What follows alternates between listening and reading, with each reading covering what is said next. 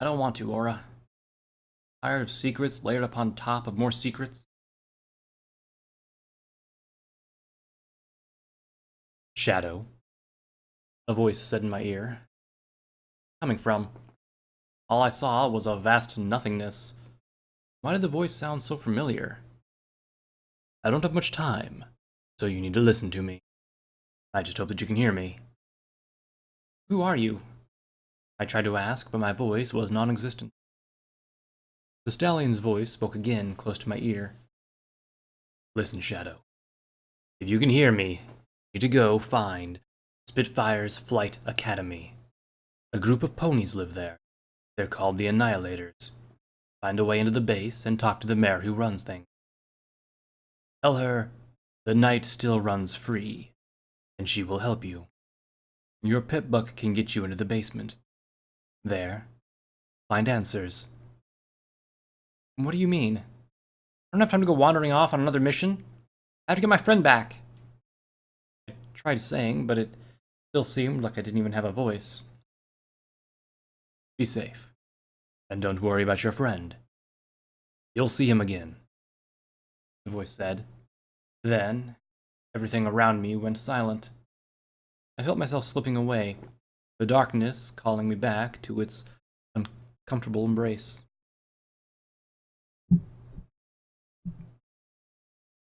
I awoke, bolting upright and looking around, panting slightly as if I had just ran a mile.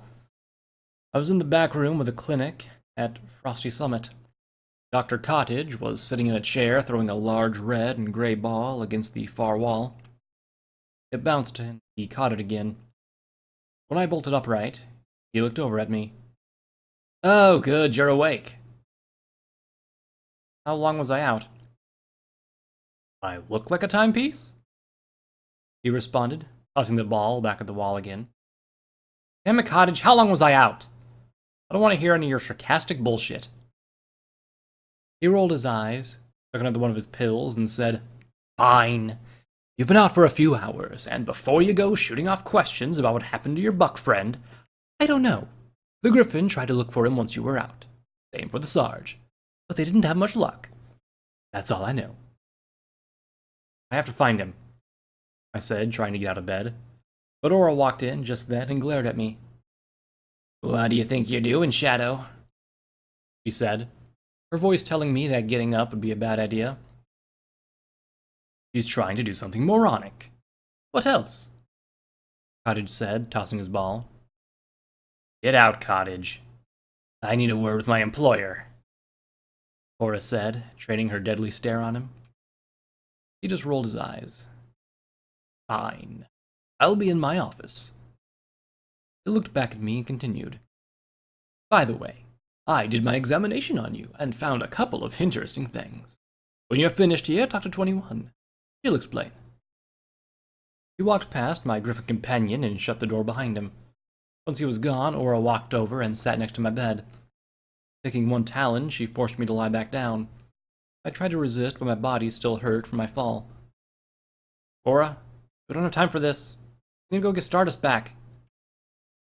Don't you think I know that, Shadow? Running off with no information is just stupid. I already tried to follow them. The trail went cold just out Frosty Summit's borders. So you just gave up? I yelled. To my surprise, Aura slapped me. I rubbed my face, then saw the anger on her face. Don't you ever accuse me of giving up on anything. You have no idea what I've been doing while you were out. Would you like to know, or do you want to act like a self-righteous bitch some more? I lowered my gaze. Shouldn't have said that. I'm just scared right now. No idea what to do. No shit, boss, we all are. Wingnut hasn't left Stardust's room ever since he found out what happened. Silver's off doing goddesses knows what. And I've been trying to figure out what happened. Aura said, finally calming her voice a little. Continued. Once you were put under, we went looking for any signs of the sins, or where they might have gone. As I told you before, the trail went cold, so I started looking into who that mare was. The one who Stardust saved. Nobody knows where she came from, so I assume she was meant to sneak in under the confusion of the battle. I was wondering about that. Seemed way too clingy to Stardust. Sure, he saved her from winter frost, but a little much. Acting all slutty. My thoughts exactly. What I think is that the whole attack had nothing to do with you. I think they were after Stardust the whole time. You were just a lucky bonus. What I don't understand is, what does all this have to do with getting Stardust back? I was getting to that. What I want you to do is think. If they want him dead, they would have killed him. That's what the Sins do, they kill ponies. That's what they do best. But they didn't kill Stardust.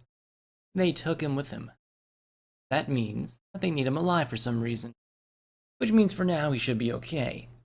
That gives us time to find out where they took him so we can save him. She said. I don't know that for sure. And even if you're right, how long would it take for us to find out where they went? Every moment we sit around here, we lose ground. Every minute counts. Slap me again. Start thinking with your head. Yeah, every minute counts, but we also don't know where to start. You need help, Shadow? There's only one place that I can think of that might be able to do just that. Where? I asked, rubbing my face again. Lowered her gaze and sighed. Crimson Canyon. What you need is griffins to help you look for them. I have a lot of resources to do so. As much as I hate to admit it, I don't have enough contacts anymore to help. Wait, so now you think it's a good idea for us to go to Crimson Canyon? I thought you were dreading going there. I am. I still don't want to go either. But now we really have to. If you can get Geeky to listen to you, you could hire a few griffins to locate Stardust or the Sins, and they could go in and get him out too. It'll be costly, but you may be able to get Apollo to help you with that, she said. You may be right.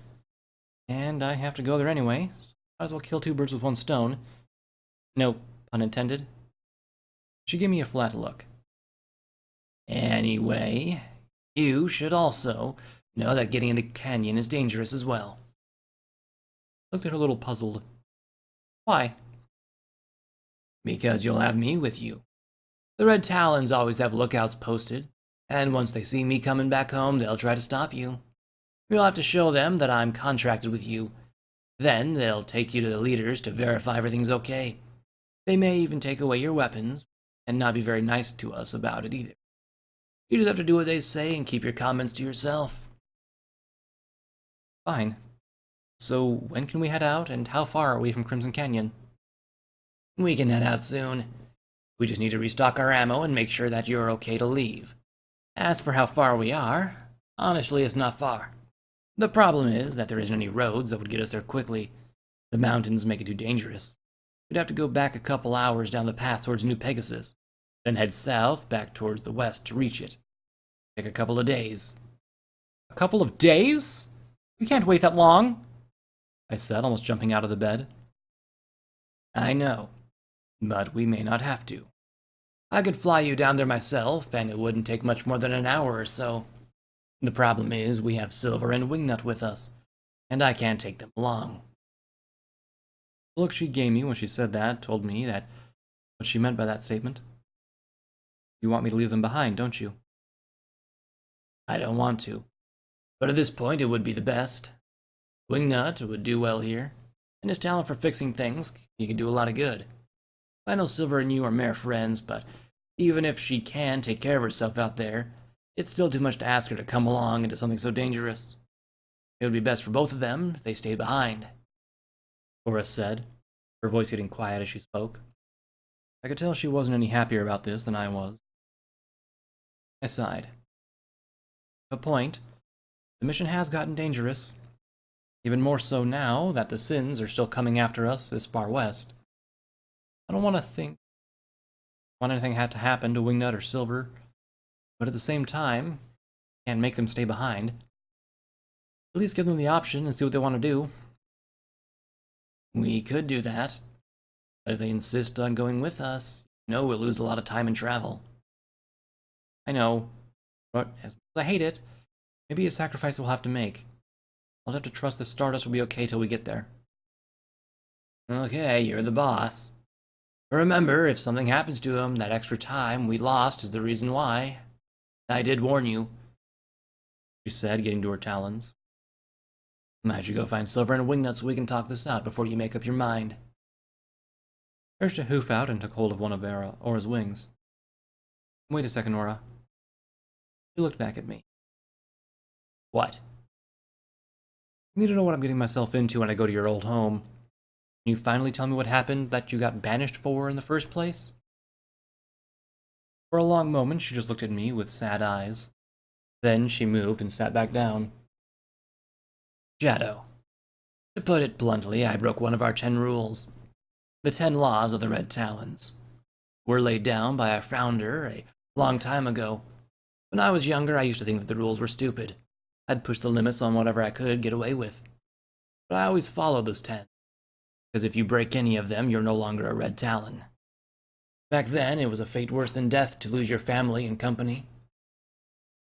I take it you broke one? Is that what you meant when you said that you broke Rule 7 when you were talking with Gina? I asked. Yeah, I did. 2 years ago, in fact. But didn't get caught until a few months back. You do? I betrayed my family by putting a pony before them. At least that's part of it. That's how Gigi looks at it, at least. She didn't want her family name to be disgraced, so she kicked me out and told me the only way I could get in was to prove that I was worth it. Mom's always been about clan and family, and when I did what I did, I wasn't her daughter anymore. I was a worthless griffin that needed to be used as a message to show the rest that even the leader's daughter can't get away with breaking the rules. How did you betray your family and company, though? Swallowed, then said slowly. I put my happiness over everything else. And in the end, I was lost because of it. I was still confused. Can you stop going around the subject and just tell me what you did? She opened her beak to say something. She closed it and shook her head. You'll see when we get there, I'm sure. I might as well tell you. I fell... Before she could tell me, Wingnut burst into the room. Shadow! You're finally up! He ran over and jumped on the bed. I was worried about that you got hurt badly after that fight, but you look a lot better than when they brought you in. I'll say. You look like a rag doll earlier, Silver said from the doorway. Of course they'd pick now to run in, right when I finally got Aura to open up. I sighed. You two have the worst timing, you know that? Why do you say that? Silver asked, walking over to sit next to the bed. It doesn't matter. We're just planning on what to do next, Aura said, avoiding the earlier subject as quickly as she could. Yeah, that's all we're doing, I said flatly. Anyway, so we have to head to Crimson Canyon. Aura thinks the Red Talons could help us find Stardust. Right now, that's our #1 concern. Why do we need to get help from the Red Talons? Wingnut asked. Because they will be able to at least figure out where they took him, Aura said, getting back to her talons. The only problem is we don't have a lot of time to figure this out. I've been talking to Shadow about this, and she's left it up to you. Do you two want to go with us or stay here? Now, before you answer, think about this. If you two stay behind, I can fly Shadow to Crimson Canyon and save us a lot of time. If you two come with, it'll add at least 2 days to our trip, and that could be the time we need to save him. Shadow, do you really want us to stay behind? Silver asked, giving me a hurt look. No, I don't, but she has a point. We need to save as much time as we can, but at the same time, I don't want to leave you two behind. There has to be a far faster way of getting us there, Wingnut said. Aura chuckled. Not unless you get us a sky carriage. Nut slumped. No, but I don't want to stay behind. They're all I have right now. I reached over and pulled the colt into a tight hug. I know, Wingnut. Think about it. Your brains, you could do a lot of good here. Maybe I could. That doesn't mean I want to stay behind. In case you forgot, Stardust's my friend too. And I'm far from home and don't feel like getting left behind just because it would make it easier on you. Maybe we can find a faster way to get there, Silver said. I could always help, Violet said from the doorway. What do you mean? I asked, getting used to the alicorn randomly showing up by now. I apologize for eavesdropping, Shadow, and friends, but I couldn't help but overhear that timing is an issue you're facing. If I can get enough radiation, I could teleport you to the other side of the mountain.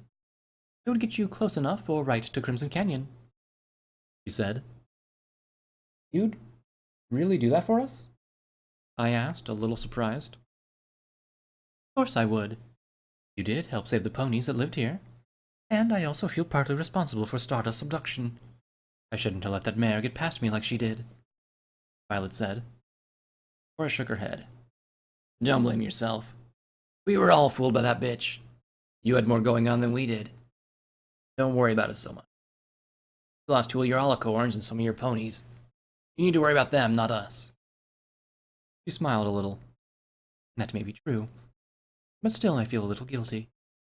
At the very least, I can do small things to help. You can get us close and save time, Violet, and I'd be happy to take your help, he said. I'm happy to hear that. I have a place nearby that has radiation I can use. Wait, what do you mean you need radiation to be able to send us to Crimson Canyon? I asked. It is quite simple, really. Radiation makes alicorns more powerful. Even with the extra power I get from the amulet, I don't have enough for the fight to send all of you that far. A little while spent in radiation will help me get what I need. Sure. Simple. How long will it take? Not long. Maybe 20 minutes or so. Great. I'll just sit around here and wait, he said, lying back in the bed. Don't sound so depressed. It won't take me that long, I'm sure, Violet said before she teleported away. So, what now, Shorty? Cora asked. I have a couple of things that we can get done while we wait. Why don't you go see if there's anyone who can trade with here? We really need to stock up on ammo, I said, looking over at Silver. Sure thing, Shadow. You just rest while we wait, Silver said, walking out of the room. I'm going to get our stuff in Stardust's room, Wingnut said, dashing out of the room. Once again, I was alone with Aura, who was looking rather uncomfortable. Don't worry, Aura. I'm not going to keep bugging you about your past. Too much to do before we go. Are you sure? She asked, her body relaxing. Yeah, I said, using my magic. I pulled my saddlebags over to me and looked into them. Finally, I pulled out the recording Mom left for me with the memory orbs. I should have listened to this when I first got it. Nothing going on, I just couldn't.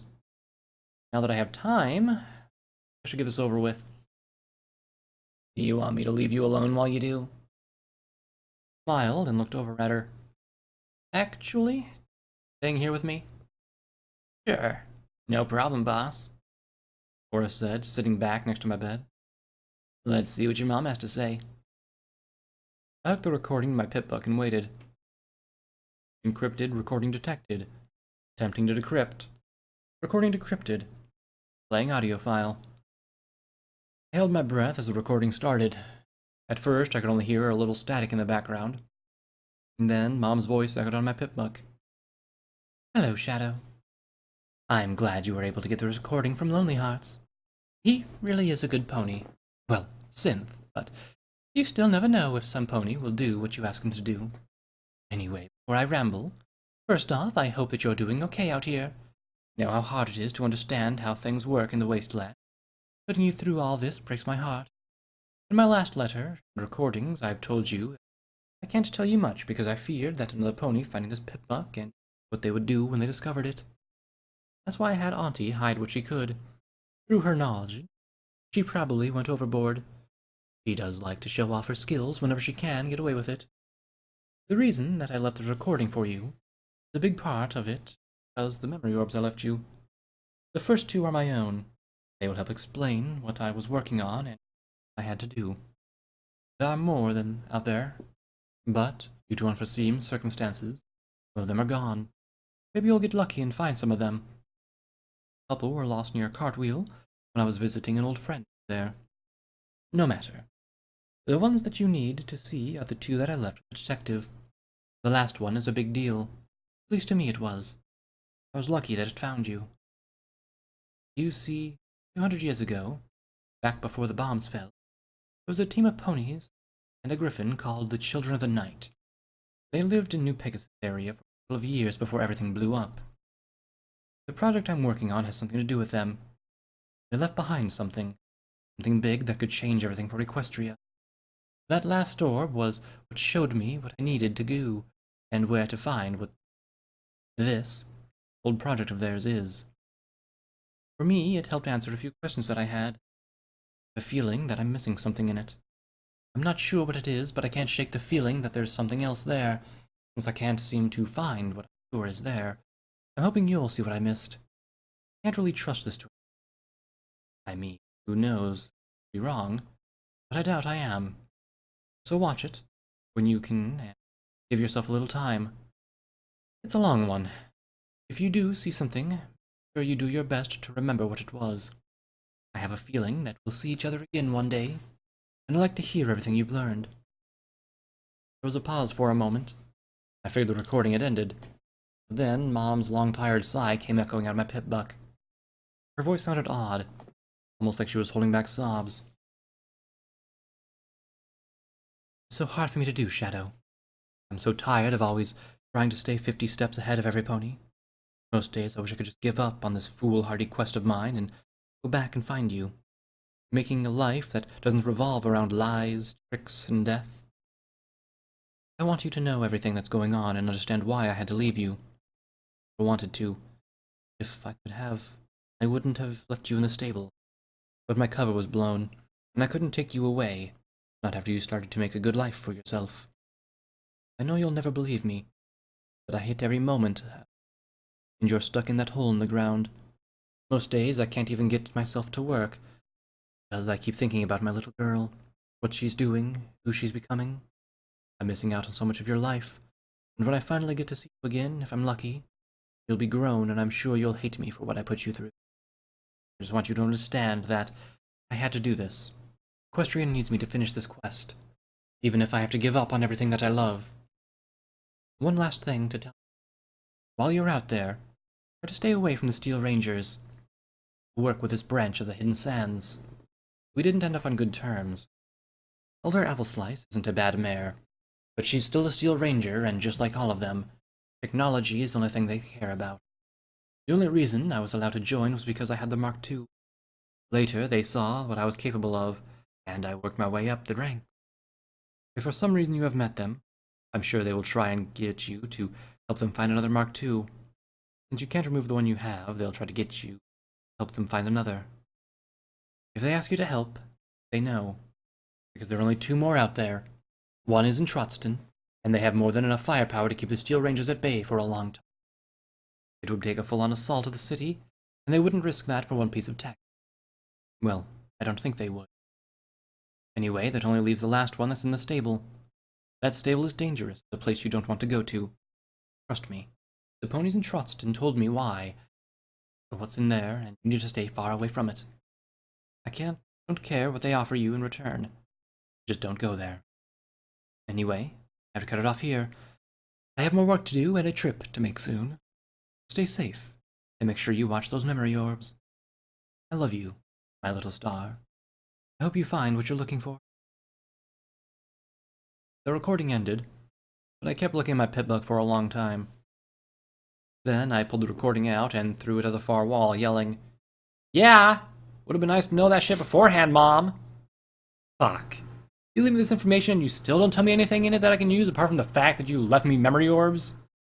You're such a fucking bitch! Aura walked over, picking up the recording, then placing it in her saddlebags. She looked over at me, a sad look on her face. Calm down, Shadow. I looked at her for a moment. I don't want to, Aura.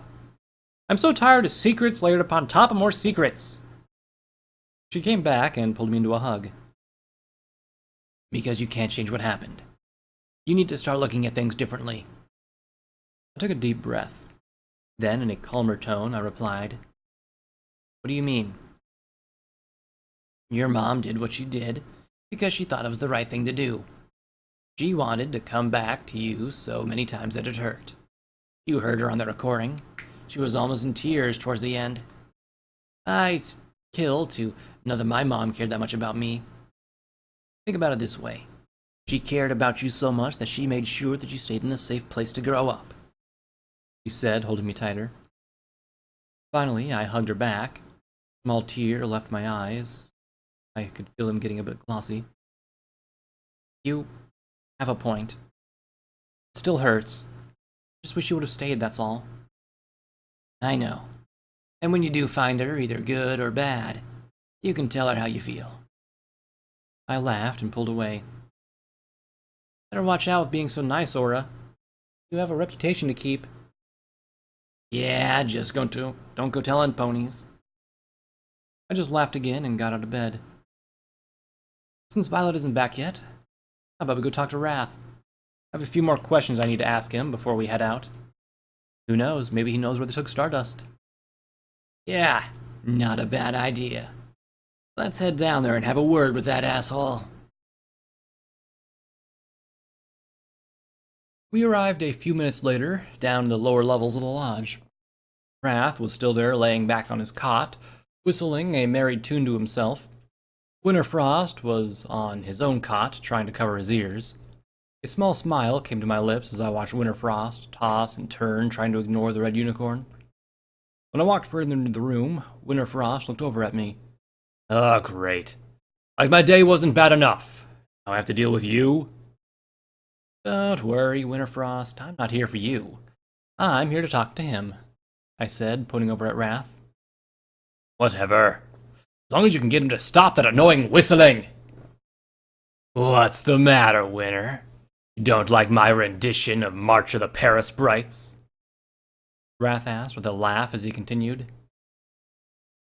Damn, that is annoying, Aura said, wincing a little. Can we make this quick, Shadow? I don't think I can deal with him. Walking over to Wrath's cell, I kicked the bars to get him to shut up for 5 seconds.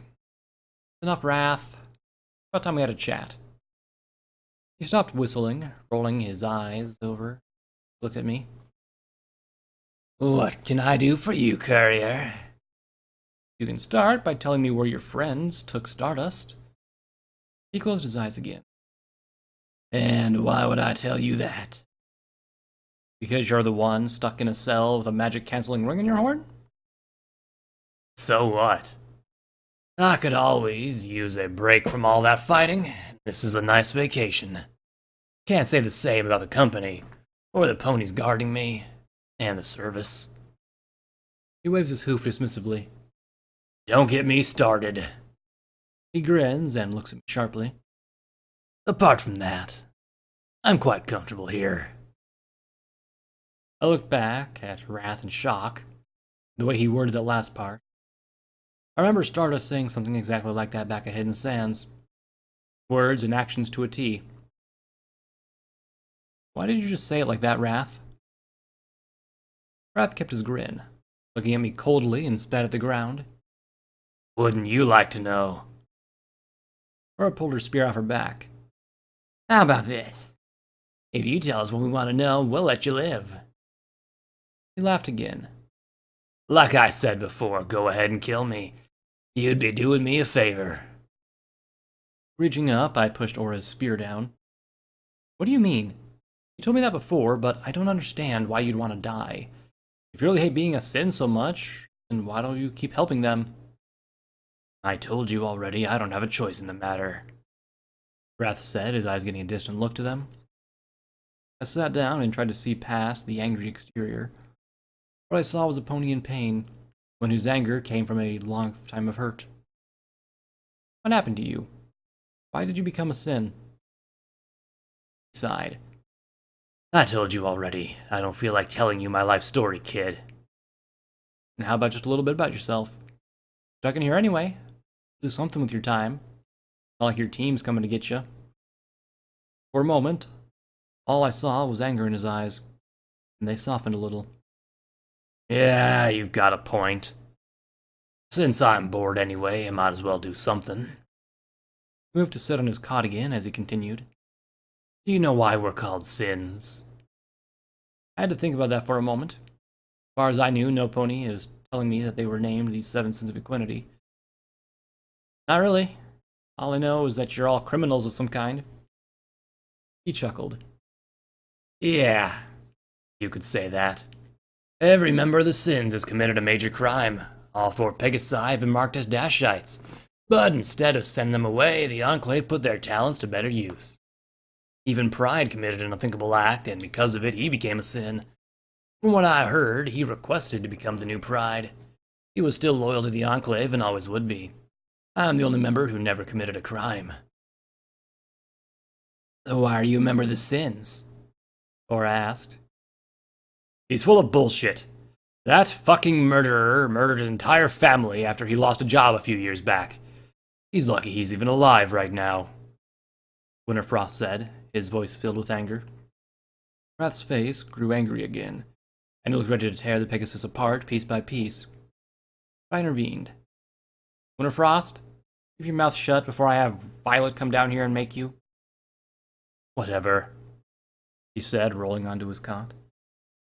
Looking back at Wrath, I asked, why did you become a Sin?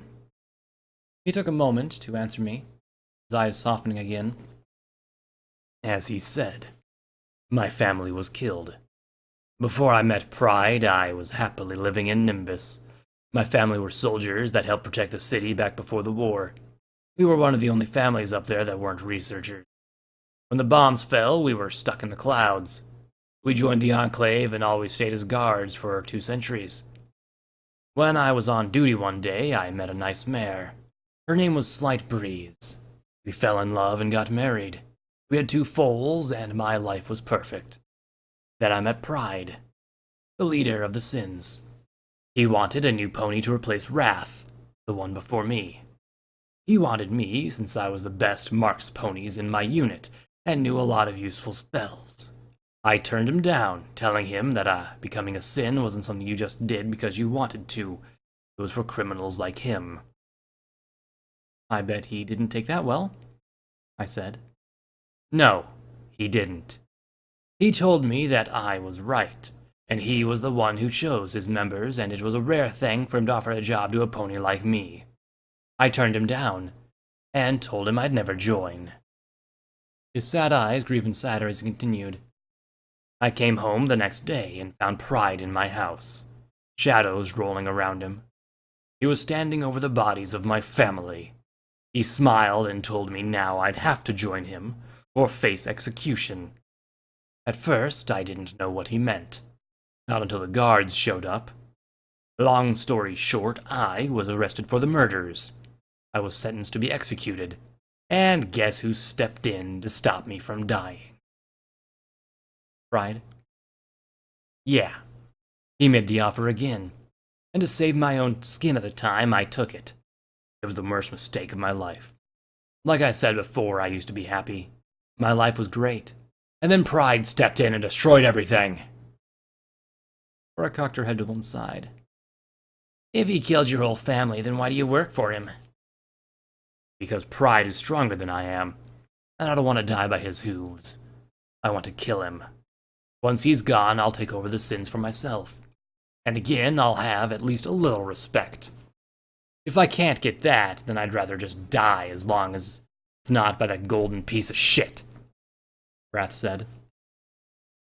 I sighed. I had to go through all that. If you hate him so much, then why hide the location of where they took my friend? Wrath smiled again. Because I hate you just as much as I hate him. If I could, I'd watch you both die. Why do you hate her so much? Cora asked. What'd she ever do to you? He started to laugh. That's an easy one. She killed one of my brothers back at F&F Tools when dipshit over there went after her looking for Stardust. My brother was the only pony left on his planet who cared about me. For that, I want her to die, and suffer as much as she can before she does. I remember that night. I did take down a few ponies, but most of the ones who died were killed by the stranger. What was your brother's name? Wrath looked away, but Winterfrost answered. Monsoon. The pony you stabbed with that energy spear your griffin has. He was a stronger fighter and a good soldier. And you killed him like he was nothing. How could he be Wrath's brother? It was a Pegasus, I asked, confused. Wrath answered me. My mother's a unicorn and my father's a Pegasus. Just because I'm a unicorn doesn't mean I can't have a family that are flyers. I turned my back on the two. Didn't know that. I still did kill him. Understand this, Wrath. Your brother was trying to kill me. So was Winter Frost. I did what I had to keep myself alive. Let's go, Aura. These two don't have any information that'll help us. Good idea. They can rot down here, she said, following me as we walked back towards the stairs. That may be, Courier. But every action has its consequences. I will get out of here sooner or later. And when I do, I'll put a bullet in your skull. Wrath said and grinned, acknowledging my reaction earlier to his inspiration of Stardust's mannerisms. Just remember this, Courier Mare. The sins have eyes everywhere, hidden in plain sight. How do you think I know that your friend Stardust said back in that bunker? Wrath cackled. Be careful who you trust. A chill ran across my spine at Wrath's words. I tried to shake it off and kept on moving. He was lying. He has to be. I'm not sure why, but I felt bad for the red unicorn. He was so angry because he lost everything. All he had left was his hatred. I can understand his emotions somewhat. How far from becoming him was I. Little by little, I was losing the ponies I cared about, one way or another. First, I lost my friends in the stable along with Auntie when I ran away. I was no closer to finding Mom than I was 2 weeks ago. Now Stardust was gone. Losing him was the hardest, I think. It was the pony who went out of his way to help me on my quest. He was the one who always saw humor in things, always trying to get another pony to smile. Hell, he even put his prejudice aside and befriended Aura. He took time out of his day to spend time with Wingnut, trying to be a good role model for him. Okay, well, maybe not a good one, but better than nothing. Stardust was bullheaded, annoying, goofy, and weird. He was also one of the best friends a pony could ask for. He was loyal and true to his word. Now he's being held prisoner by the sins and that hooded mare. You gonna be okay, Shadow? Aura asked as we returned to the main entryway. I looked up at my companion and nodded. Yeah, a little lost in thought is all. He stepped in front of me and bent down, looking me in the eyes. Is that so? And why are you crying? I reached up and felt a few tears had started to run down my face. I sniffed and smiled, wiping them away. Got a lot on my mind. Like what? I just realized how good a friend Stardust is. He's not dead. Even if it seems hopeless. Always remember that he's still alive. Also, don't worry too much. We'll get him back. Even if we have to take on the whole fucking Enclave, we'll get Stardust back. I hope so. Well, I know so. I still owe him a few whacks in the head for letting himself get taken by that skank Lust. We pushed the door open and walked out to the crisp morning air. Hey, I fell for a trick too, you know. Yeah, but you're new to the wasteland, and you have a weakness for cute mares, she said, laughing a little. I blushed. Not? I'll have you know that I did not hit on her once. Big deal. You didn't have the time to hit on her. She was too busy trying to get to Stardust. My point is, Stardust knows better than to let himself get fooled by a mare. He knows that ponies were out there looking for him. He should have had his guard up, Aura said, sitting down and looking up at the cloudy sky. We all make mistakes. Sometimes they aren't that big of a deal. Other times they can get you and others killed, I said, moving to sit next to her. Yeah, I know that better than anyone, she said, pulling off her saddlebags and digging in for a moment. While she did, I pulled up my pip buck. I used it to check my inventory for my barding. When I woke, I didn't have it on, so I figured my friends went to put it away. I was right, too. A moment later, I pulled out the armored duster and barding and slipped it on. Feeling more like myself, I looked back to Aura. Asked, "What are you looking for?" As I asked her, she finally pulled something small from her bags. She looked down at it in her talons, a small photo she was holding. I was looking for this. Looking closer, I saw it was a picture of Aura and a young Earth Pony mare. She had a light gray coat with a bright red and blue striped mane. Her eyes were deep purple, and they sparkled with life in the old photo. She seemed to be laughing at something in the photo, Aura holding her spear in the air as the mare laughed along with her. I could just make out her cutie mark. It was a black wire connecting to a metal disc at one end of the rod to the other. Is that tripwire? I asked Aura as she looked down at the picture. Sniffed. Yeah. It was taken by her brother on the day she gave me the spear. We were laughing because Tariff was pissed that his sister had taken things from his shop to make it. The look on his face was so epic that we just burst into laughter. Eventually, he joined us, then snapped the photo. You two used to be really good friends, didn't you? I asked. Yeah. She helped me get out of a lot of shit back in the day. She was one hell of a fighter, and loved making others laugh. She showed me that there's more in the world than just making contracts and getting paid. Aura said with a smile before tucking the picture back into her bags. Tell me something, Aura. Would Tripwire want you to be going around moping all the time about her death? Give me a confused smile. No. She'd tell me to stop crying and smile. She'd tell me to remember the good times and forget the bad. She always looked at life like that. I smiled. That's what you should do. Stop worrying so much about what's going to happen, and start looking at what good memories you have with your new friends. Heh. You got me there, Shorty. Alright, fine then. I'll try my best to stop dwelling on the past, but you have to do the same. What do you mean? I asked, just as confused as she'd been a few moments ago. Stop thinking so much about what you could have done to save Stardust, or about that bad stuff from your stable. Start looking forward, and not so much back. If you do that, I'll do the same. I smiled wider and held out a hoof. Deal. As long as you do yours. I smiled wider and held out my hoof. She shook it and laughed. Enough of this crap. Let's go see if we can find Violet and get the fuck out of here. I'm tired of laying around doing nothing. You took the words right out of my mouth, I said, getting up and following Aura, my heart and mind in a much better place now. We barely made it back to the lodge when Violet found us, Wingnut and Silver not far behind.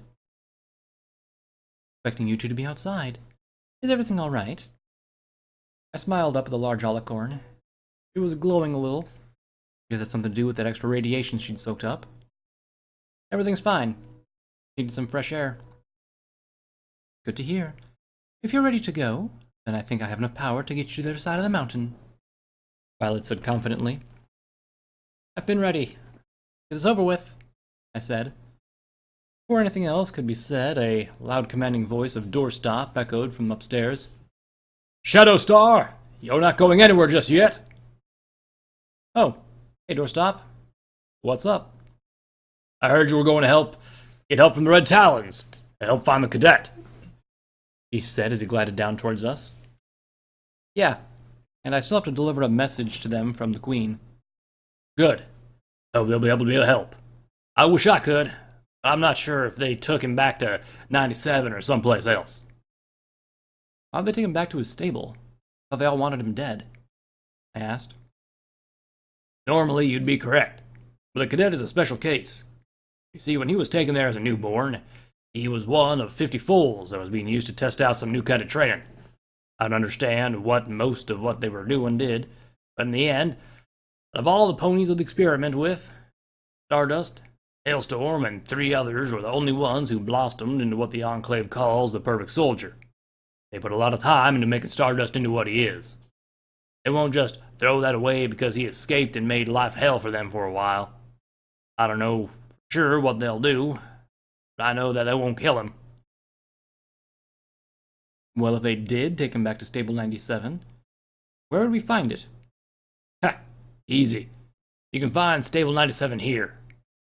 He took my pip-buck foreleg and made a mark on my map.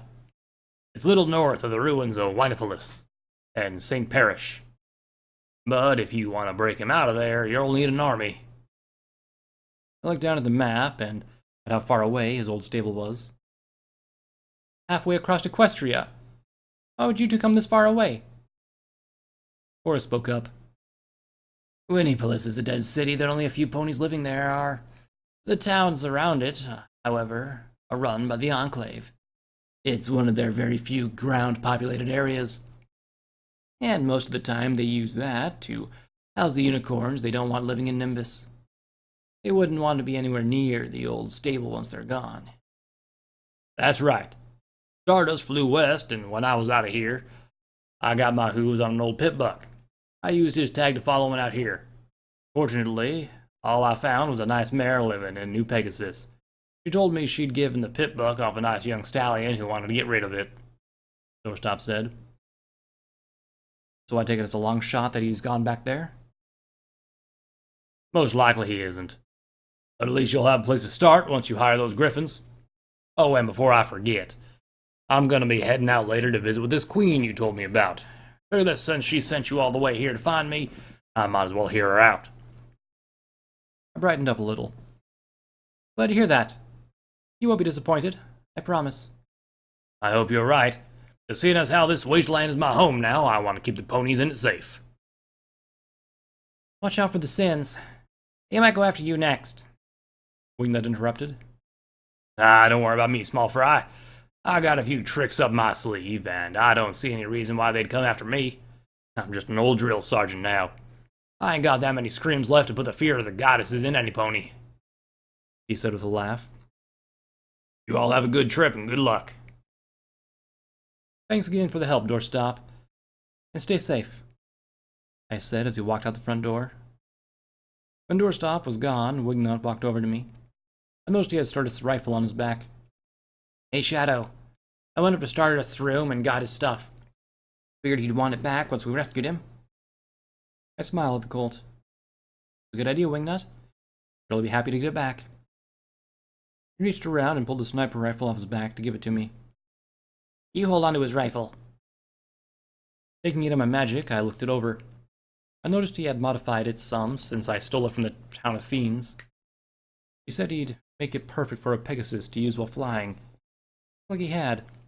I smiled and looped the strap around myself, letting it settle nicely on my back. Thanks, kiddo, I said, rubbing his mane. I'll be sure to keep it safe. I figured if you had it with you, you wouldn't forget him. If something bad happens. Wingnut said. Poor kid looked close to breaking. Don't worry, Wingnut. Won't forget about him. And we'll get him back, I said. Good. He sniffed, then did his best to grin up at me. Let's go find him. Well then, shall we be going? Silver said, stepping between Wingnut and me. Oh, hold on, wait, I said, looking back at Violet. I wanted to tell Nexus and Laser thanks for all their help, and to say goodbye. The Alicorn smiled gently. I'll be sure to tell them for you. They both left for New Pegasus this morning. Nexus wants to see about getting new parts for his terminal, but he wanted me to give you something before you left. He pulled out a small wrapped box and gave it to me. He said to open it when you have a couple of hours free. It feels like there's a memory orb inside, I said as I lifted the box with my magic. It could be. Nexus said you'd enjoy knowing more about, well, in his words, the fucker who didn't know when to quit, Violet said. Slipping the box into my saddlebags, I smiled again. Thanks. Well, then if that's everything, let's get going. I'd like to get out of here as quickly as possible, Silver said quickly. I looked over at her quizzically, wanting to ask her what she meant. Before I could, Violet's horn started to glow. Have a safe trip, and thanks again for all your help. I'll be sure to keep an eye on those 2 stallions for you. There was a flash of red light, and everything around us vanished. When the world came back into focus, I saw that we were now on a road at the base of a large mountain. Looking back, I figured we had to be on the other side from where the lodge was. I looked around and found we were between two sets of hills. On one side were large cliffs that went up to the Frosty Summit ski lodge. On the other side, the cliffs had a slightly different color. There was a few burned up trees randomly scattered around us. How close was she able to get us? I asked Aura. She looked around for a moment. We aren't far. Luckily for us, one of the two main entry points to get into Crimson Canyon is on this side of the hills. The Talons don't use it much, since there isn't much on the west side apart from the Alicorn settlement. Most ponies come through the east entrance. So are we sneaking in? Wingnut asked, walking over to Aura. She laughed. Kid, you don't just sneak into Crimson Canyon. There are always guards posted around both every entry point. And you more in the air watching for intruders. They'll more than likely run into a couple griffins as we enter. I hate to ask, but what will they do if they see you, Aura? Silver asked. Who knows? If we're lucky, they'll let me in since I'm with Shadow. She said and sighed. Unless one of my sisters is on guard, then it could be a little harder. Why's that? Wingnut asked. I'm glad he did, because I was wondering the same thing. I just wasn't sure how to ask her. It all depends upon which sister it is. Cindy won't be a problem. She's cool. Same goes for Pervinia. It's Fletch that I'm worried about. She hates my guts and would rather see me dead than return home. Aura said as she started making way southwest, following the break between the hills, fully curved. Fletch? Why does that name sound so familiar? I asked, following Aura, Silver, and Wingnut not far behind. She's the youngest out of all of us. She also has a major case of the middle child syndrome, and she's always trying to be the best child in Mom's eyes. She always wanted to be better than the rest of us at everything. Okay, but her name sounds so familiar. Maybe I've told you about her before, Aura suggested. No, I don't think so. You don't really talk about your family that much. I didn't even know Apollo was your father until we met with Lieutenant Blazer. Your mom I know is Gigi, and I assume that she's also one of the leaders of the Talons from what I heard Gina say about you. But you never really mentioned much about your siblings, I said. From what I heard, there are 3 leaders in the Talons, am I right? Silver asked. I don't know why our name sounds familiar, Shadow, she said, looked over at Silver. Gigi and Apollo are both parts of the council, but Gigi's the griffin who runs everything. The true leader, in a way. Nothing happens in the Red Talons without her say-so. Apollo handled a lot of the information gathering and relations with different factions in the area, like the NLR, the New Pegasus Strip, and the Steel Rangers. Then there's Tonto. He's the old griffin who's in charge of keeping our history and culture alive. He's wise and kind. He also knows everything about the Talons, going back to the days when we first settled in the Crimson Canyon. He's also got the best dirty jokes I've ever heard, Aura said. She was talking as we started moving down the steep hill that took us closer to the reddish-colored cliffs and in rougher terrain. So, your family's like the leaders of the Red Talons? I asked, moving around a prickly-looking tree and trying to make sure I didn't slip down the steep slope. No. My mom's the leader, and one day one of my sisters will take her place. That's how it goes. Yes, our family's always led the Red Talons, but that doesn't make any of us special. Look at me. I was kicked out, and I'm the daughter of the leader. In the Red Talons, we all start in the same place, and you have to earn your way to the top. And that goes for my family as well. Whoever takes over as the new leader will have to prove that they're stronger than any other griffin. That's how my family's always done it, dating back to the griffin who founded the Red Talons. My mom was respected and feared by every griffin because of that. If that's true, does that mean that your mom is even stronger than Gina? Wingnut asked. You could say that. Gina had a few tricks up her sleeve that could work in a one-on-one fight with Gina. But the same could be said about Gigi. Honestly, I'm not sure who'd win in a fight. Those two never fought. Mom had already taken over the leader when she decided to kick Gina out of the Talons for her betrayal. So you don't know who'd win, huh? Wingnut said, grinning. Isn't that what I just said? Aura responded. We rounded a corner, and I saw that they were now facing a large break in the hill. Two cliffs shot up high on each side of the path that led deep into the hills towards the large canyon. I stopped when we reached it and stared. Now I could see why they called it Crimson Canyon. The brown-red rock merged with thin red lines that ran along it. The dark red lines almost looked like blood had been painted into the sandstone itself, but it was mostly a natural formation. I was amazed at the rock formations and natural beauty along with the vivid colors of the rock itself, and I hadn't even walked past the entryway yet. From this point on, keep your weapons holstered. I'm sure one of the griffins on guard has noticed us by now. When we enter, I'm sure one of them will come down to see why you're walking right into their home. Aura said, taking a deep breath and walking into the canyon. As we followed, doing as she said, I made sure to keep Dreamwalker and the energy rifle holstered. I noticed that Aura was walking slower than normal, her back straight, her eyes locked on the path in front of her. I was really nervous about coming back here. I didn't blame her. I understood the fear she had been feeling right now. The entrance to the Crimson Canyon towered over us. The tall cliffs on each side dotted the dark holes that looked big enough to hide enemies or griffins. I was really glad I didn't have a contract on me right now. If I did, if they were using those dark holes to hide, I'd never see them coming before it was too late. It was also easy to see this place was the perfect home for the Red Talon Company. It was easily defensible with its high cliffs and straight narrow edges. Even if 200 ponies tried to rush the place, they'd have to move through this entrance 2 ponies at a time, making it easy for the griffins to pick them off. We kept moving slowly down the narrow path. As we did, a shadow flew over us. I looked up and just caught sight of the feathers vanishing over the high ledge. Looking at Aura, I quietly said, I think we're being watched. We have been ever since we entered. They're just guards. Just keep walking unless one tries to stop us. If they do, then just let me do the talking, she said, her eyes glued to the path in front of us.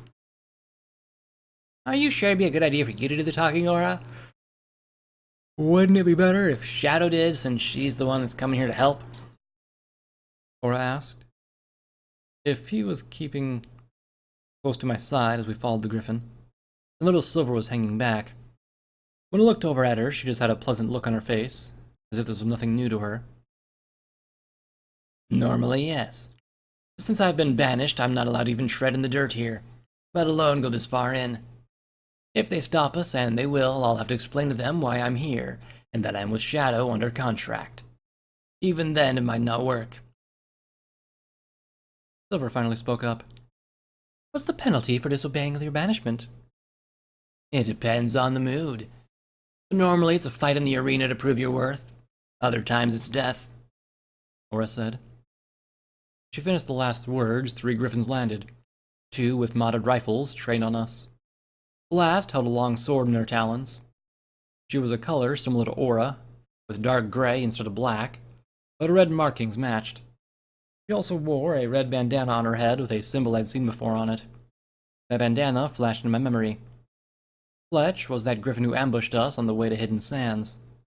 I hadn't been able to get a good look at the symbol before, seeing how they'd just shot Stardust and wanted to take us captive.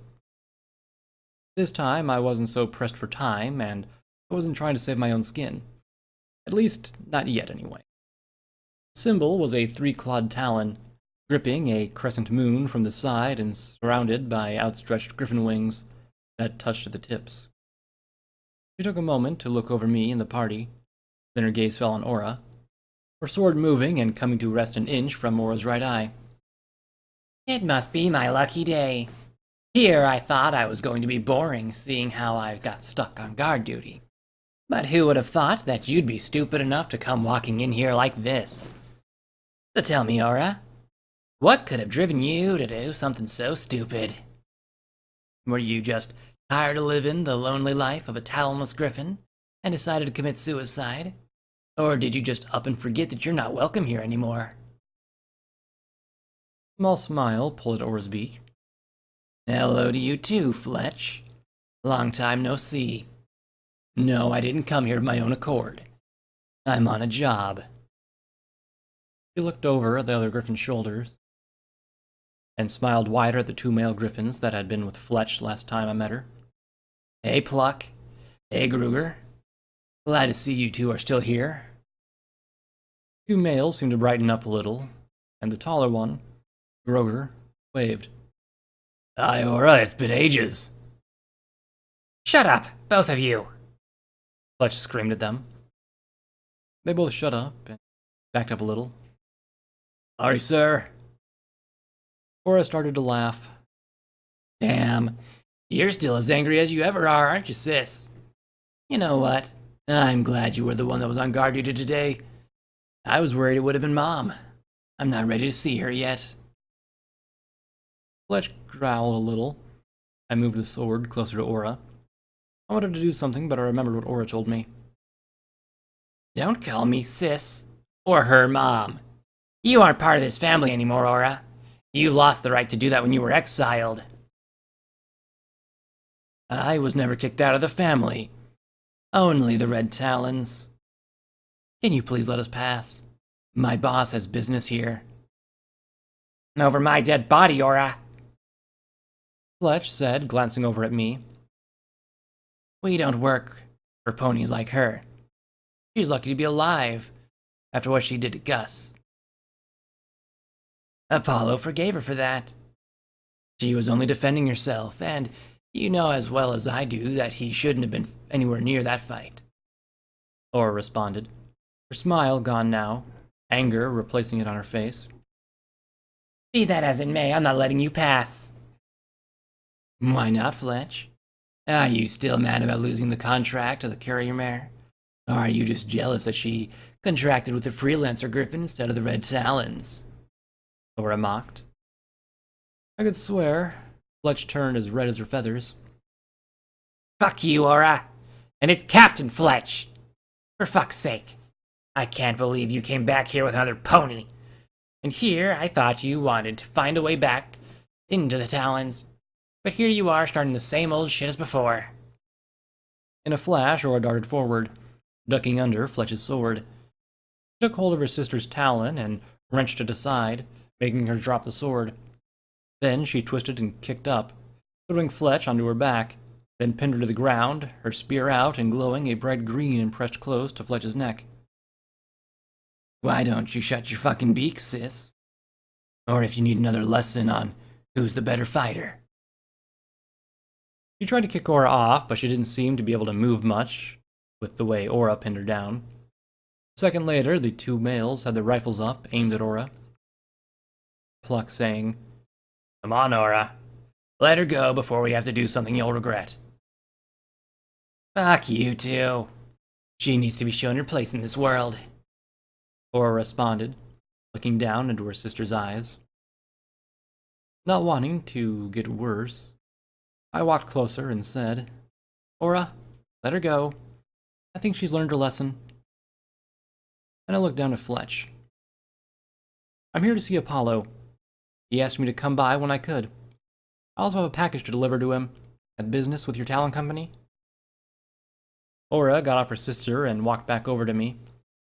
Whatever you say, boss. But I still think she needs to be shown her place. Fletch got off the ground and glared over at me. I don't need your help. I was just fine. She doesn't have the nerve to do much more than that. Oh, please let me show her how wrong she is. Aura said, holding her spear up again. I thought you wanted to get us in here without any trouble. I did. But then I saw Captain Bitchface and figured, fuck it. She needs to be shown who's boss. I sighed. I swear it's like dealing with children. Listen, can you bring us to see Apollo? Been expecting us to show up for a while, and I'd like to get down to business. Fletch glared at me for a long moment, then said, No, we don't need your business. Leave before I make you. Before I could say anything else, another female griffin's voice echoed from above us. Captain Fletch, why are you stopping these travelers from entering? I looked up and saw a brown and gray griffin slowly flying towards us. She looked a little older than Aura and Fletch, but not by a lot. She had two short spears on her back and a pistol holstered at her side. As she landed, Fletch's eyes looked down at her talons. Sorry, V. They wanted to see Father, and they brought Aura with them. I wasn't gonna let him pass. The other griffin sighed and walked over to Fletch. She punched her in the face, knocking her to the ground. Who are you to decide who enters and who doesn't? Last time I checked, you were only to watch for anyone who wanted to attack this place. But sis, Aura isn't allowed back in the Crimson Canyon. Not on her own, no. But she's clearly under contract. Put your hatred aside and start following the rules. Then she looked over at me and smiled. My apologies. I'm Viridiana. I command the guard here at Crimson Canyon. If I may ask, what brings you here, Courier Mare? And why have you brought an exiled griffin to our home? Wow, she was a lot more polite than Fletch. I'm here on business from the Queen. There's a package I need to deliver to Apollo. And he asked me to stop by to meet with the leaders of the Red Talons when I could. I also need to see about getting some help to find a friend of mine. I brought Aura with me because she's under contract with me. May I see your contract, please? Viridiana asked, holding out a talon. I took a moment to look at Aura, who nodded that it was okay. I reached into my saddlebags and gave it to her. She's my bodyguard, and I won't enter Crimson Canyon without her. I wouldn't expect you to. If there is one thing we pride ourselves on here at Crimson Canyon, it's the law of the contract, she said, rolling up the scroll and giving it back to me. I'm sorry my younger sister made such a fuss when you entered. We would never turn away a courier from Equestrian Express. Fine, as long as everything's sorted out and no one got hurt. Yeah, why does the other griffin hate Aura so much anyway? Wingnut said, pointing a hoof over at Fletch, who was still glaring at us. Viridiana noticed and replied, Captain Fletch, don't you have work to do? Fletch got up and said angrily, Yes, ma'am. Then she looked back at her two male companions. You heard the commander. Get to work, maggots. Yes, sir, they both said and flew off of Fletch. Thanks, Viv. I really didn't want to have to hurt her, Aura said, watching as Fletch and the others flew away. Don't thank me just yet, Aura. You're lucky it wasn't Mom. She isn't happy with you right now, Viridiana said, turning and walking slowly down the path. Follow me. We'll see if Father's back from his job yet. As we walked, Aura moved closer to her sister and asked, Why is Gigi mad at me? What have I done? I mean, I've been doing everything she told me after I was kicked out. We've been keeping you under surveillance for the past couple of weeks. Let's just say that you haven't been making a good name for yourself as of late. We also heard a rumor that you've been meeting with Aunt Gina. When Mom found out, she was very close to finding you and beating the shit out of you. B replied. Aura rolled her eyes. I didn't meet with her because I wanted to. She happened to be in the place where Shadow had to go. I don't even know if she was still alive, let alone helping a nutjob run a slaughterhouse. I didn't have much to do with her apart from that. I have to admit, she was scary. She let us go in the end. She can't be all that bad, I said. He stopped and looked back at me. You don't know what she did either. She's a wolf in sheep's clothing. You never know what her real motive is until it's too late. If I were you, I'd keep away from Gina. She's nothing but trouble. Don't worry, V. Shadow doesn't intend on working with her, so you don't have to worry, Aura said. It's not like we like her anyway. She's a total bitch, Wingnut said. Silver just kept quiet as we followed. I sighed. Yeah, I don't plan on it. I'd be okay with not running into her again if I could help it. We looked relieved. I'm glad to hear it. A moment later, we finally made it past the tall cliffs. They ended abruptly and opened up into a wide canyon. The red and brown sandstone worked a lot like a kind of wall going high into the air, keeping all but the flyers out easily. In the middle of the canyon, there was a fighting pit set up with jagged stone walls that looked like they'd been cut from the sandstone around them. Extremely nice huts had been put up all around the open area, each with a small fire pit in front of it. I saw griffins of all ages roaming around laughing, talking, and wrestling with each other. On the other end of the open canyon, I could see younger griffins practicing formations with either spears or swords as older griffins watched over them. sometimes walking over to one or two and correcting one of their stances. Behind the fighting pit, on the raised slab of sandstone, there was a larger hut with the words "The Den" over the entrance. As I looked around in awe, I saw small breaks in the sandstone with cave entrances on each side, and the balcony that overlooked everything. Every once in a while, a griffin would be standing just outside one. In the middle of it all, there was a tall statue of a griffin. She was on her hind legs with her wings open wide, holding a curved sword in each talon like she was about to attack an invisible foe. Behind her, there was another slab of sandstone that had letters carved into it. "The Red Talons" was on the top in large letters. Below, something else had been written. "The 10 Rules of the Red Talon Company." I could see even smaller writing just under that, but I'd have to get closer to read what it was. I wanted to go over and see what they said, but the statue caught my eye again. I knew that griffin from the most recent memory I'd seen of it. It was the scarf that gave it away, the scarf with a crescent moon clasp. I was amazed, and if I hadn't just seen the memory of her, I wouldn't have caught on to who it was. "Is that a statue of Greta?" I asked. V stopped and looked back at me, a look of shock on her face. "How do you know about our founder?" "I saw her in a memory.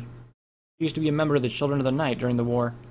I had no idea she started the Red Talons," I said, a little taken aback. "She looks scary," Wingnut said. She was. She was one of the best fighters in her history. Once banished from the ancient Griffin lands, she fought with Equestria, all the way to the day the megaspells destroyed everything. She even helped in founding the Enclave, if our records are right." "You mean a griffin helped found the Grand Pegasus Enclave?" Silver asked. She also looked a little taken aback. Aura spoke up. "She did.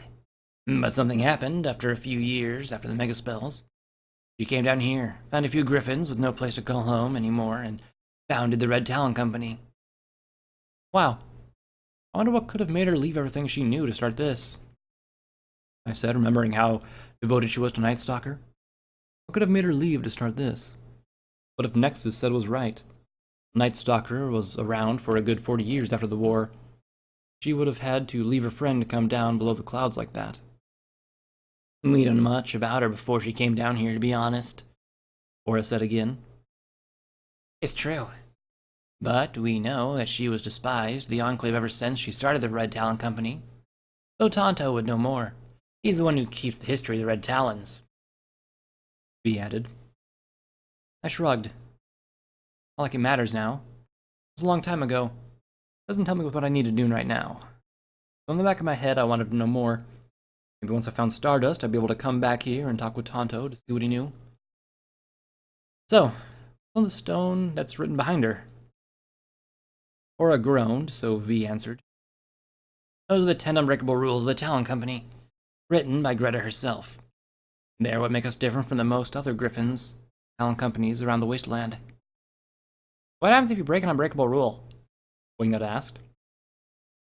V looked over at her sister, then sighed, shaking her head. "You end up like Aura, or you die. It depends upon what mood you break, and what mood the leader's in." Looking at Aura, I noticed she looked sad after I mentioned the rules. "I understand." Looking away, I said, "Can we find Apollo so we can get this over with?" "Sure. If he's back, he should be in the den with the other 2 leaders. If not, you can try your luck with Gigi, our mother," V said. "Get this over with, then," I said, walking past V and up towards the overhang that held the large hut. V and Aura followed, Wingnut and Silver behind them. As I walked, I noticed how the other Griffins stopped what they were doing, some whispering at each other and pointing at Aura. I did my best to ignore them, keeping my eyes forward.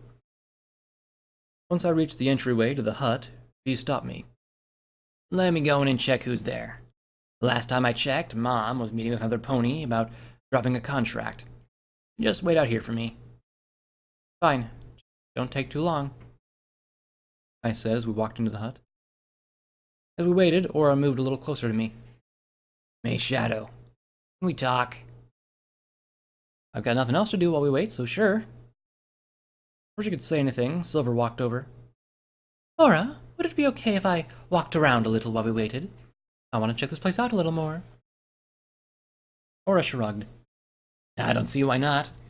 Ponies are allowed to walk around the main parts of the canyon. As long as you stay on the lower level, you should be fine. But if a griffin tells you to leave, then come back here. Can do, she said, then came over and kissed my cheek. I'll be back soon. Okay, don't get lost, I said as she walked off. Wonder why she wants to walk around right now. I thought finding Stardust was the main reason we came here. Wingnut answered, I'm sure she's worried about him too. Maybe she just needs to clear her head. Maybe, I said, watching as my mare friend walked away. She's just not acting like herself. She'll be fine, Shadow. Now back to what I was saying, Aura said. Before you go in there, I think it's only right that you know why I'm an outcast. I smiled. Aura, you don't need to tell me if you don't want to. I've gotten used to you keeping it a secret, and I respect that. Yeah, I'd like to know, but not if it's hard for you. I appreciate that. But telling you might make things easier for you when it comes to talking with Gigi. I'd rather you hear it from me and not from her. Because trust me, she'll say something about it. Aura said. Easier or not, I want you to tell me because you want to, not because you feel you have to, I said, giving her a smile. She smiled back. Regardless, you should still know. And I trust you now with knowing my secret. I was surprised that she was being so forthcoming with this information. I didn't want to stop her from speaking. I had a feeling she was only doing so because she felt she had to, but I couldn't order her not to tell me. Aura opened her beak, stating to say, You see, 6 months ago. She was cut off by another griffin who poked her head out from the entrance of the hut. She was the splitting image of Aura, only her fur and feathers were white instead of red. Her talons were black, same for her beak, but she had the same red markings on her wingtips and her head feathers. She looked older than Aura and had the same frosty blue beak. When she spoke, her voice reminded me a lot of Greta from Night Stalker's memory. Well, if it isn't Aura, I'm surprised you're brave enough to show your face around here and with another mare as your contract holder. Will you ever learn, Aura? I stood in front of Aura and said angrily, Who are you to say anything about who Aura contracts with? She's a freelancer now and doesn't have to answer to anyone. The older griffin frowned at me. I have every right to say what I want about my own daughter. I took a step back and Aura put a talon on my shoulder. Shadow, be quiet for a minute. Looking back at her, I asked, Why? I don't care if she is. She doesn't have the right to say things like that. Yes, she does. Shadow, this is Gillian, a.k.a. Gigi, leader of the Red Talons and my mother, she said, then looked at the white griffin. Been a while. Glad to see you're still bitchy as hell. Gigi reached behind her and pulled a curved sword off her back, pointing at Aura. Don't talk back to me, outcast. I expect an explanation of why you're here, and I want something better than what V told me. As she talked, I could see further into the hut. Standing at the far end, looking out at me with a look of shock on her face, was the last pony I expected to see in this place. Knowing that Aura could take care of Mother, I pushed past the older griffin and ran up to the gray bat pony I hadn't seen since I left Stable 9. Wind Thrasher? Is that really you? I asked. Shadowstar, what are you doing here? She asked, looking just as shocked. Before I could answer, talons took hold of me and lifted me into the air, then threw me back outside the hut. I moaned a little from the pain of hitting the ground so hard, then looked up into the eyes of Gigi. I didn't say you could enter my home. That pony in there has business with us, and it's none of your concern. He's a friend of mine, I said angrily. Do I look like I give a shit? You have some explaining to do as well, Courier Mare. Gigi, leave her alone. She's my boss. She's here on business too. Don't drag her into our family yard drama. Aura said, but was cut off by Gigi. Quiet, Aura. Then she looked back down at me. Tell me something. Because I'm dying to know. figuring I couldn't be in any more trouble than I already was. What do you want? Simple, really. Are you fucking my daughter as payment too? Because if you are, I'll kill you right here and now. I won't watch her go down that path again. She said, pointing the oddly shaped sword at me again. Tell me the truth. Because I'll know if you're lying. What are you talking about? I asked, utterly confused. Mom! It's not like that. If you take 2 seconds to listen to me, I can tell you what's really going on. Aura started to yell, but Gigi ignored her. I'll ask you again, Courier Mare. Are you sleeping with my daughter? I looked up at her, then back at Aura. Something finally clicked in my head. Aura telling me about how she liked girls, how distraught she was over the loss of tripwire, the photos she kept in her saddlebags, the way Terra acted when he saw Aura again, how embarrassed she'd gotten when I suggested we take a bath at the same time, and why she refused to tell me why the loss of one of her contract holders was such a big deal. Tripwire hadn't just been Aura's friend. No, she was something more. Aura had been in love with a pony. It was a strange thing, here in the wasteland. But when had Aura ever been a normal griffin? I could see now why she hadn't told me. A couple weeks ago, how would I have reacted knowing that Aura liked mares? Would I have even let her follow me around and be my bodyguard? I don't know. But I do know I would have seen her in a different light back then. I would have seen her much like I do most males. Just another person who was eyeing my flanks or wanted me. I sighed and closed my eyes for a long moment, taking a deep breath and opening them again to look back at the gaze of Aura's mother. Fuck you. Footnote. Level up. New perk added. Action Philly rank 2. Your targeting spell is now second nature to you. Gain plus 15 action points in stats. And you have 20% chance to get critical hit as well while using the targeting spell.